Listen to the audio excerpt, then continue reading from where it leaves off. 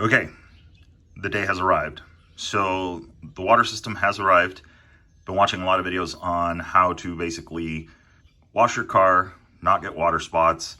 I have a black car, so water spots are very, very apparent. And all the videos I watch talk about how you need DI water, deionized water, no solids in there, that kind of stuff. So found this guy on Amazon. Let's unbox it, let's set it up and see what happens. All right, so unboxed. We've got our tester handle, some quick release fittings there, the brass for the valve system. This one's unique because it has that bypass valve kind of included already. So you don't have to use DI water for everything, deionized water for everything. You can do initial stuff, but for sure the last pass you want to do with the deionized water. So the media in there, inside that tank, has a lifespan from what I understand. So it doesn't make sense to use it all of the time if you don't need to. You can always just do that final rinse with the DI water and save the media. Also depends on how bad the water is. So this is where that tester comes in handy. We're gonna test the water before and then after, but pretty solid. Got the tank in there, it's got the hose and stuff. So let's get it, let's get this thing set up. Okay, so not gonna say that the instructions are necessarily the best for assembling this, but looks like we gotta have this center tube in here. It's already got the piece attached. It feels like it wants to sit centered in there. So then from the instructions, drop the media in there. This is gonna go into this, and then we've got fittings to deal with, but I think the media needs to go in there first. So let's get that set up and let's see how it goes. Okay, so update. Trying to get the media into this without getting it actually into the tube is an absolute pain. There's the media, and then there's still that whole bag. So what I'm gonna do is I'm actually gonna pull this out. I'm gonna get all the media down in there, fill it up with water, and then just kind of push this and wiggle it and get it back into its place that it needs to be. I hope that works. I've seen it in other videos. That's how they assembled that tank. The instructions aren't very clear on that, but this is a pain. So I'm just trying to, other than, you know, taping this and hoping for the best, I'm gonna try it that way. So let's see what happens. Okay, it's in there, pain in the butt. We got it done. Gonna fill this thing up with water, and then we're gonna get the centerpiece, siphon tube, or whatever we wanna call it. We're gonna get it in here. So we'll do that. Once we get that down in there, we'll tackle putting that thing together, and then we'll start doing some testing. Okay, so don't waste your time on that. It actually, fill some water in there, and then you can actually kind of stir it around, get everything going, and then you can drop this thing to the center. Even just wiggling it like that will get you down to the bottom, and you'll feel it. You can feel it hit the bottom of it. So open the media, take the tube out, drop the media in there, and then put the tube in after you put some water. You can see that there's water in there now. So that'll make it easier to do this because it is a pain to get the media in there if all you're trying to do is squeeze it in through there. So, all right, let's get to assembling the valve. Okay, so we've got the valve on there and looks pretty good. We snugged it up. It's got an O-ring on it, so I don't think you have to go super tight on this, but this is the bypass valve, so you can bypass, you can get it to go in there. I don't know if there's a backwash, I guess that cleans it, fast rinse, filter, yeah, all sorts of stuff. We'll figure that out in a minute. We gotta hook this thing up. So there are a couple things. There's the in, there is the drain, and then there's the out. So depending on what connections you have, you're gonna have your in, your out. You have all of these fittings to try and figure it out, some O-rings in there. So the idea is one side is gonna go in. This looks like the hose barb that could probably go out from there. Pretty cool that they supply some quick release fittings. So we'll try and use those as well. This is obviously for the drain, so we'll get that in there. We're gonna set these in the order that they need to be.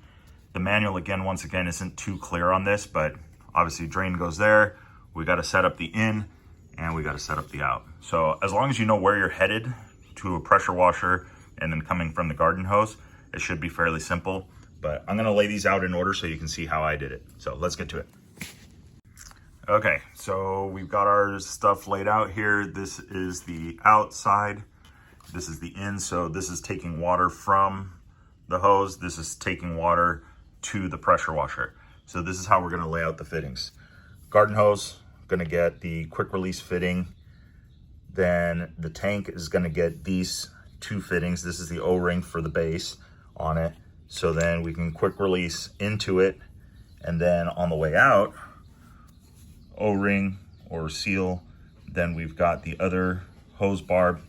Then what we're gonna do is we're gonna have the other quick release in here on this side. Then we're gonna have this on the hose that goes to the pressure washer. So that's how we're gonna run this setup. It should work. I'll update the video if I need to, but I'm guessing that's how it's gonna work, at least imagining it.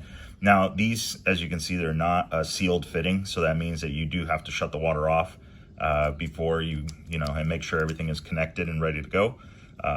It also looks like you can do garden hose straight to this. On this side, you wouldn't be able to do that because it is a female side. I mean, I guess you could, but I think leveraging these quick releases is probably the way to go. So that's how I'm gonna set it up. We'll get the hoses and stuff going. We'll get it all tightened up. Remember, they do supply Teflon tape, so you wanna use that on anything that is brass to brass. This is sealed here. That's got an O-ring seal there. Probably gonna wanna use some on there and there just to seal it up, but that is a ton of Teflon tape, just basically for what I think is gonna be that one use of it. So, all right, let's get to work and we'll see if we get this thing set up. Okay, so we are set up. DI tank is set, hooked up on the left there. Water coming in from the hose, and then you've got water going out. Ran it for about a minute or so. Really cool, you have bypass, backwash, a fast rinse, and then filter. So really these are the two that I'm gonna be using. So right now I've got it on bypass. Gonna switch it over to filter, and then we're gonna let it run for just a second. I'll grab some water off of there and then we'll measure really quick and see where we're at.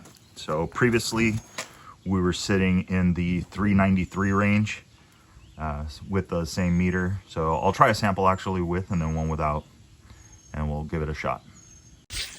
Okay, hose running, try not to waste too much of this. We're gonna take a quick sample. We've got our glass here, and then we'll just dump some in there really quick. Done there. And then let me zoom back out here a little bit. Okay, now we've got the supplied tester right here. This does take a 2032 battery that doesn't come with it, at least the kit that I got. So we'll go ahead and turn it on. And that's showing 0. Then we're gonna dunk that in there to the max line. And you got it floating between 1 and 2 parts per million. So let's try, I'm gonna turn it to bypass mode.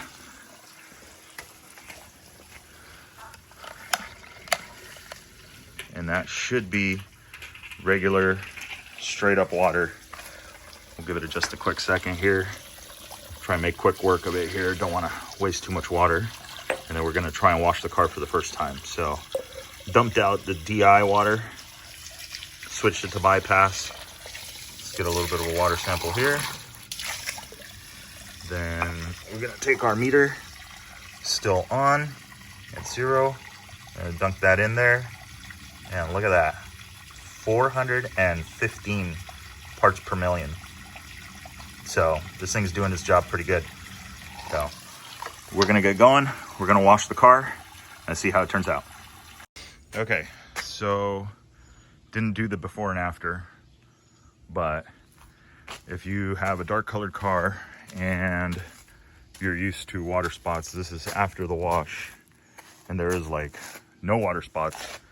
Still see. So the reason I decided to go with this or do something is you can kind of see the spider webs in the sun.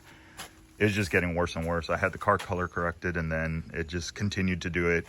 And I was using one of the local membership style wash facilities. You can see it, and I just kind of got tired of it. So we're gonna probably have it done one more time, and then we're just gonna switch to washing this. But I'm blown away. I mean, no water spots, and I'm literally washing this in the sun. This is literally hot, and just got done washing it. No spots. So super stoked. Time to do the rest of it. But yeah, this thing, pressure washer, foam cannon, I would say probably going to be, once I get it down, less than 15 minutes to wash the car, which is about the time I would spend anyway at the other membership-based car wash facility. Won't say any names, but they're all over the US. They seem to be kind of local, but I mean, relatively inexpensive. But yeah, DI water for sure makes a difference, especially considering that hood is like literally hot. I ran to the store, picked up the hose that I needed to finish this, and then came back. It's been sitting a little bit in the sun, obviously the engine heat radiating through the hood, and yeah, dialed. So super stoked.